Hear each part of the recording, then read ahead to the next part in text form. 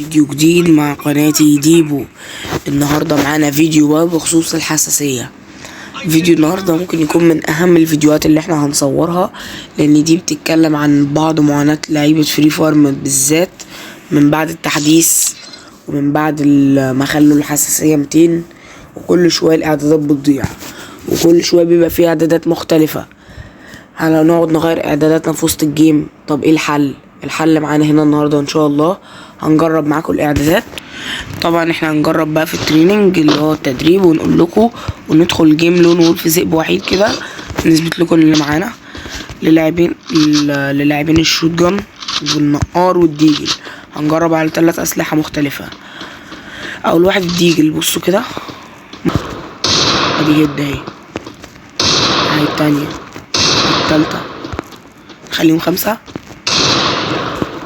الرابعة والخمسة الأخيرة، الخمسة. تمام. معانا النقار سلاح مثابت وحلو اوي. ادي 1 2 شد.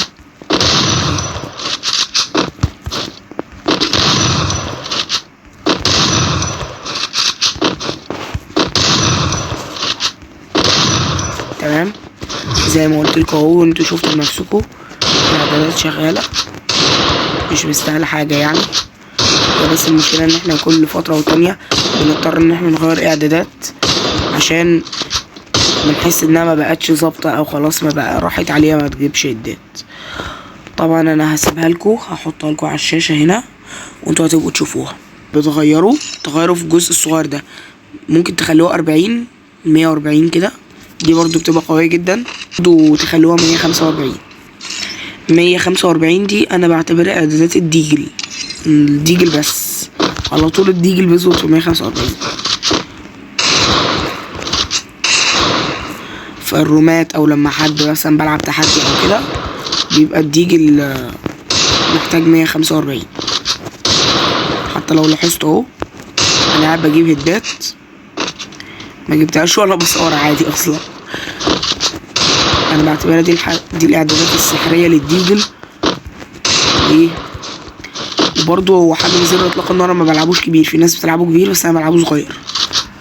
ممكن بقى نبدل ما بين ال 45 ونخلي برضه نخليها 41 برضه قويه جدا. انا عن نفسي بلعب بيها بس ببدل ما بينهم دي، يعني ما بيبقاش ليها اعدادات ثابته الصراحه.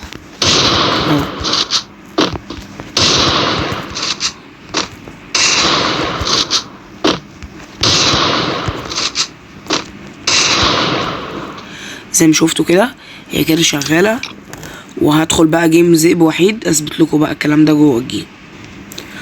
طبعا احنا كده دخلنا جيم ذئب وحيد اهو. تعالوا مثلا نختار اول سلاح بيبقى الديجل، نجرب معاكم كده في الجيم ونقول لكم.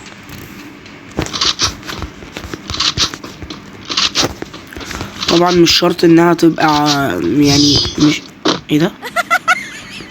ايه ده ازاي يعني؟ ده سيرفر مينا يا جدعان، ده سيرفر مينا. تعالوا نخش جيم تاني. اهو دخلنا جيم تاني اهو. نختار الديجل بقى.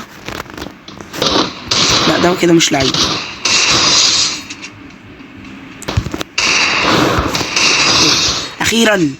اخيرا تعالى خد. زي ما انتم شايفين انا مش هتكلم. قولوا لي كده، هو انتوا برضو عندكم نفس الاحساس؟ انتوا بتعملوا نفس الحركه ولا انا بس الوحيد اللي متوحد اللي هنا؟ انا بعد ما بكسب جيم او بجيب واحد ما بستريحش الا يا اما اعمل المهاره اللي هي الباسيف، اللي هي مثلا تاتسوي زي ما انا حاطط، او احط التلج اللي معاه كله زي كده. لازم لا ارادي اخر راوند كل ده 145. تعالوا كده اخر راوند نعملها 140 سنة.